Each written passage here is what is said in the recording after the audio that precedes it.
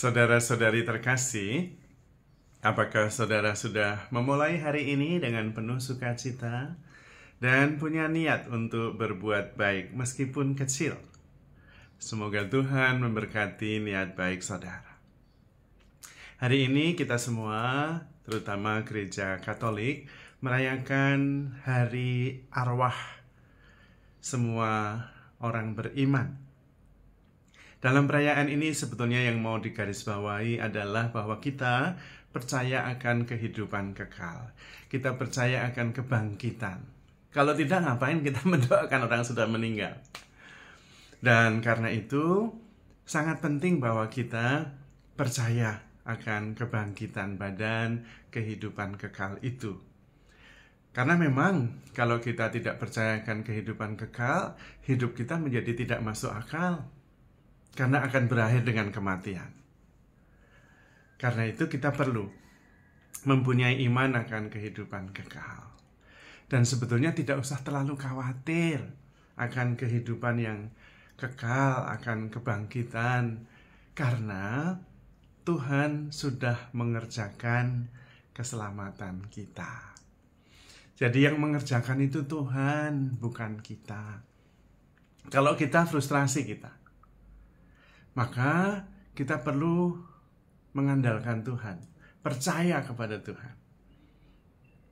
Pertama, karena memang Tuhan datang untuk menebus dosa kita, datang untuk menyelamatkan kita. Maka kalau mengatakan, waduh gimana saya orang berdosa, apakah nanti bisa selamat? Yang menyelamatkan itu Tuhan. Kalau selamat berarti tidak berdosa, ya siapa yang bisa selamat? Kalau tak bisa selamat, kemudian berarti kita menyelamatkan diri sendiri. Enggak bisa. Keselamatan itu yang mengerjakan Tuhan, bukan kita. Allah datang mengorbankan hidupnya menjadi tebusan atas dosa kita. Lalu kita selamat. Gitu. Jadi yang menentukan keselamatan itu Tuhan, bukan kita. Juga memang Tuhan menghendaki kita selamat. Inilah kehendak Bapa, yaitu barang siapa melihat anak dan percaya kepadanya, dia akan memperoleh hidup yang kekal. Dari pihak kita itu yang dibutuhkan adalah percaya bahwa Tuhan yang mengerjakan keselamatan kita. Dan itu benar, karena memang Tuhan mengasihi kita. Dan kasihnya itu powerful, tidak berubah. Kalau kasih berubah-ubah ya bukan kasih namanya.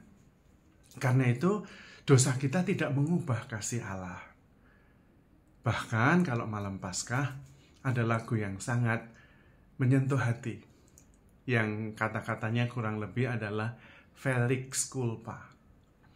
Dosa yang membahagiakan karena mendatangkan penyelamat yang sebesar itu. Tentunya dengan kesadaran bahwa kita diselamatkan oleh Tuhan, kita kemudian bisa mengandalkan Tuhan, mempercayakan diri kita sepenuhnya kepada Tuhan. Dan itulah iman. Bukan berusaha menyelamatkan diri sendiri. Kalau bisa selamat, nanti kita lalu nggak perlu Tuhan. Nah, malah bahaya. Tetapi kalau kita sadar bahwa yang menyelamatkan Tuhan, kita jadi lebih rendah hati. Juga tidak menghakimi yang lain. Karena yang terdahulu bisa jadi yang terakhir, yang terakhir bisa jadi yang terdahulu. Yang paling penting adalah kita percaya. Dan kemudian tidak menjadi frustrasi. Karena percaya bahwa Tuhan menyelamatkan kita. Sehingga kita tidak hanya mikirin gimana ya nanti selamat apa enggak ya, masuk surga atau enggak ya. Aduh, enggak usah dipikirin. Karena Tuhan menghendaki kita selamat. Dan Tuhan sudah melakukan tindakan itu, mengorbankan nyawanya untuk keselamatan kita. Kita tinggal percaya. Langkah yang kedua adalah bersatu dengannya. Karena kalau bersatu dengan Tuhan ya sudah, itulah keselamatan, itulah surga. Manunggaling kawula Gusti, bersatunya Allah dan manusia. Kita tinggal membuka diri, mempercayai, dan mengandalkan Tuhan dalam hidup kita. Kalau dalam iman Katolik ditambah satu lagi, yaitu Maria Ratu Surga. Nah sudah, Yesus datang menyelamatkan, mengorbankan hidupnya, menebus dosa kita, selamat. Kalau sampai lolos, Bunda Maria ibu kita Ratu Surga. Dia yang akan membawa kita bersamanya. Maka yang paling penting satu percaya, yang kedua adalah bersatu dengan Tuhan. Bagaimana caranya? Mencintai. Barang siapa mencintai, dia mengenal Allah dan dia ada di dalam Allah. Karena Allah adalah kasih.